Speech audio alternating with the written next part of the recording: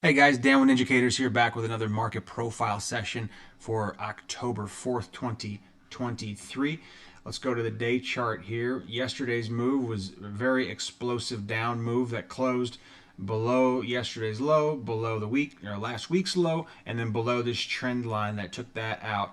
And then today we pierced a little bit lower, and then we absorbed about half of yesterday's move. So my bearish prediction was a little bit off today, but I don't know that it's fully off, as it just may be a day early. This is a pretty classic pattern here of closing below a trend line, pulling back into the trend line, and then continuing on down. Is that going to happen? Don't know. I need to see a couple of things take place first. One, I want to see obviously the overnight session. I want to see if we take out yesterday's high with any kind of enthusiasm here. We may be building a case to go back to the upside. We did reject lower prices here at the 42.50 level, and then we moved back up on the day. Is this a dead cat bounce, as they call it, or is this an actual move rotation back up? My guess is this downtrend here isn't finished yet, and we had a pretty decisive bearish move yesterday that could potentially move into tomorrow's Friday close on the week. Let's take a look at the total week's action here as we see it. So Monday, again for the second week in a row, Monday has been the high of the week so far.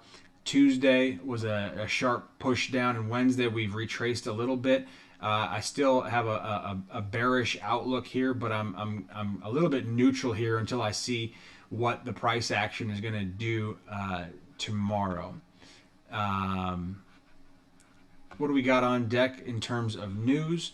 We have the unemployment claims tomorrow at 7:30, and then Friday we have the NFP non-farm payroll at 7:30. That is kind of the big one of the week that can push us in either direction. So I'm a little bit neutral until I see these. I still have a broad-based bearish view, but these can reverse course on us.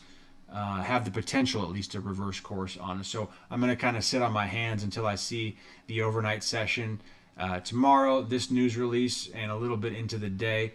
And then I definitely want to see what this non-farm payroll is going to do on Friday.